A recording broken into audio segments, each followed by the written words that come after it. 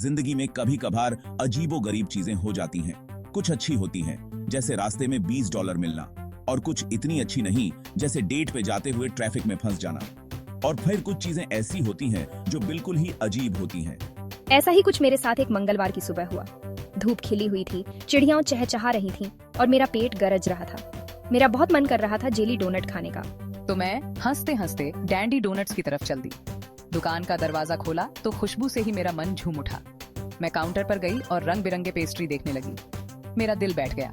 बस एक अकेला डोनट बचा था। घबराओ मत, मैंने खुद से कहा, ट्रे और चिमटी उठाते हुए। अभी एक तो बचा है। अब आप सोच रहे होंगे कि मैं क्या सोच रहा था। बस एक डोनट ही तो है, हो सकता है किसी ने खरीद लिया हो। लेकिन ये कोई आम डोनट नहीं था, ये जेली डोनट था, जिसे एक बार खा लो तो सारी परेशानियां दूर हो जाएं।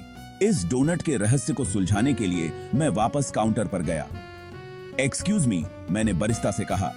उसके बाल गुलाबी थे और नेम टैग पर स्पार्कल लिखा था।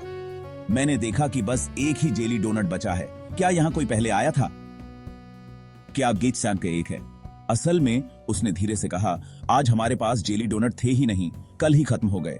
मेरा दिमाग घूम गया। कोई जेली डोनट नहीं? लेकिन ये कैसे हो सकता है? मैंने अपनी आंखों से देखे थे। क्या मैंने सब कुछ सोचा था? मैंने स्पार्कल को धन्यवाद दिया और दुकान से बाहर आ गया। मैं और भी ज्यादा कंफ्यूज हो गया था। अन्य पीर और भी जाती कि सनी।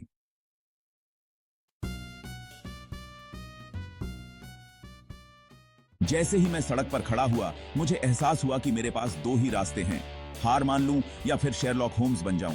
मैंने अपने कदमों को पीछे करना शुरू कर दिया। उम्मीद थी कि कोई सुराग मिल जाएगा जो मुझे उस गायब डोनट तक ले जाएगा।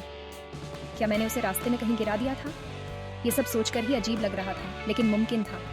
लेकिन मैंने जितना ढूंढा, मेरी उम्मीदें उतनी ही कम होती गईं। उस डोनट का कोई नामो निशान नहीं था। जब मैं हार मानने ही वाला था, तब मेरी नजर एक चीज पर पड़ी।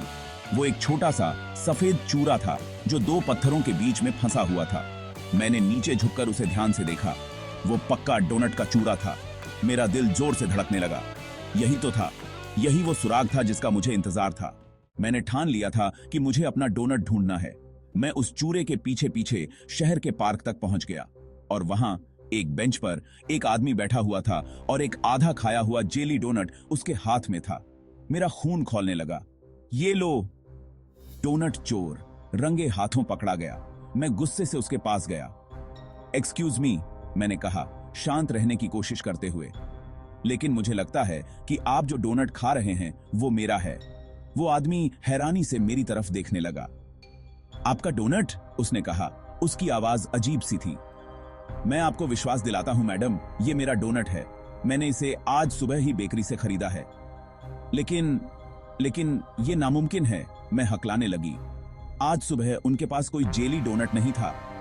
उस आदमी ने अपनी भौहें ऊपर उठाई और मुस्कुराते हुए कहा, क्या आपको पूरा यकीन है मैडम?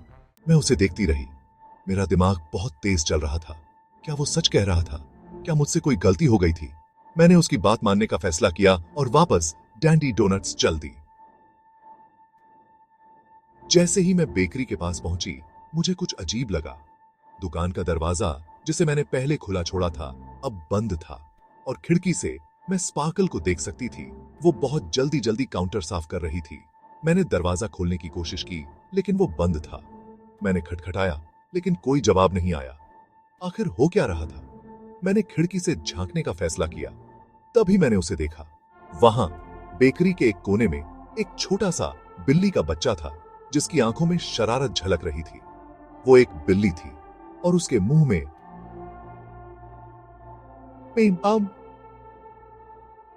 एक आधा खाया हुआ जेली डोनट था। बिल्ली ने मेरी तरफ देखा। उसकी आंखें बड़ी बड़ी और मासूम थीं। फिर उसने धीरे से म्याऊं किया और आटे के थैले से अपना सिर रगड़ा। मैं अपनी हंसी नहीं रोक पाई। बिल्कुल, अब सब समझ आ गया। वो डोनट गायब नहीं हुआ था। उसे बस एक चालाक बिल्ली ने चुरा लिया था, जिसे पेस्ट्री बहुत पसंद थे। मैं बेकरी से बाहर आ गई। मेरा डोनट वाला मिशन आखिरकार खत्म हो गया था।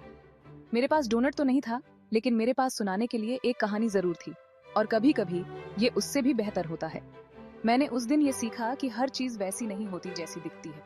और कौन जाने, हो सकता है कि अगली बार जब मेरा जेली डोनट खाने का मन करेगा, तो मैं बेकरी की बिल्ली के लिए भी कुछ ले जाऊंगी।